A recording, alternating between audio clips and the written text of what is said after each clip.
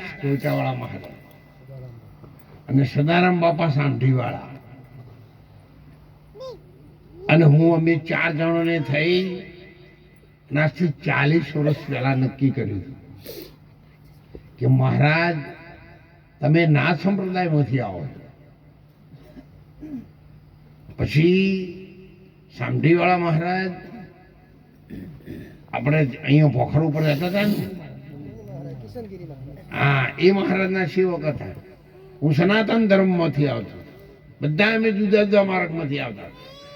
મહારાજ આ સમાજની સ્થિતિ બદલવાનો પ્રશ્ન આવે ત્યારે આપણી ભર જુવાની છે. ત્યારે 25-30 વર્ષની મારી ઉંમર હતી, પણ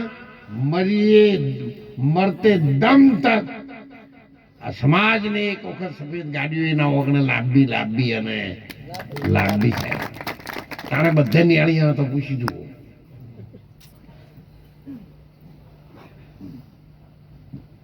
જ્યારે મને પ્રથમ એમ મળ્યા મહારાજ વિષ્ણુપુરી મહારાજના એમ મહારાજ જો હું તમારી સાથે છું,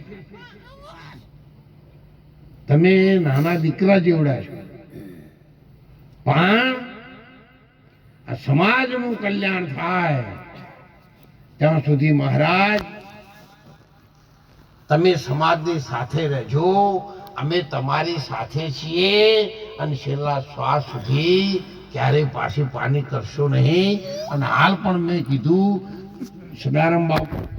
સદારામ બાપા દેવ થઈ ગયા સામઢીવાળા.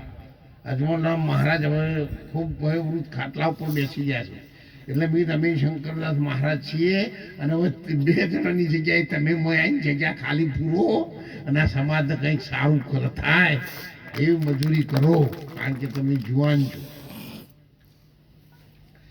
એટલે બધા જ સમાજનું હો, કોઈ એક સમાજના માટે હું નહીં કહેતો કે ભાઈ એકલા હોવાનું જ કલ્યાણ થાય ને બીજાને નહીં કહેવું, એવું અમારો ભાવ નહીં. અમે બધા સમાજ માટે છીએ. સંતો થયા પછી કોઈ સમાજ છે જ નહીં.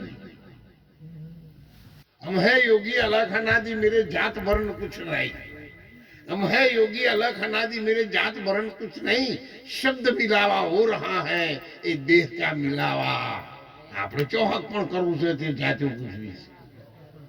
એના કરતા પછી અંબાજીમાં વાળા ના હારો જાય અંબે જઈને કોઈ પૂછતો જ નહીં.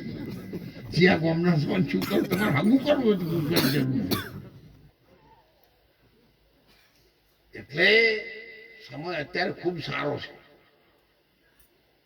મારે દોતીવાડાથી અહીંયા મંડાણે જવું હોય, ડોગિયા જવું હોય, આપણા મહાના બધા આવે ને તો સાહેબ 5 રૂપિયા ભાડું અમારી પાસે એવું નહોતું. હવે તમને અત્યારે કોઈ મનાય? ત્યાંથી હું હેડતો ગયેલો છું ઠેઠ ચંડીસરથી ઠેઠ ભાકોદર વોમ સુધી હેડતો. બસની ટિકિટ ક્યાંથી લાવી? એવો સમય હતો. અત્યારે લોકોને ના મનાય આવું બધું. છતાં પણ હું ગામડે ને ખેતરે ફરતો. લાખોજી ભાઈને શું છે આવ્યા છો, એ બધા ખૂબ નાના દીકરાઓ હતા. અરે બધા એને કહેતો કે તમારી ઉંમર નાની છે, ભક્તિનું કોમ બહુ વિકટ છે ને કાઠું છે, પણ તમે પાળજો, ભગવાન તમારો બેડો પાર કરી નાખશે. સાહેબ તમે જુઓ વધારભાઈને જોયેલા છે ને બધાને. હા, એમના તો હું ગયો ને ત્યારે વધારભાઈ 70 રૂપિયામાં ટ્રેક્ટરના ડ્રાઈવર હતા અને શિપુ ડેમ ઉપર મેં પ્રથમ સંત મેળો કર્યો હતો. એ વખતે મને જોઈને પછી મને ત્યાં લઈ ગયા હતા. અત્યારે ઇન્દ્રે ભાદરે નહીં થઈ ગયું.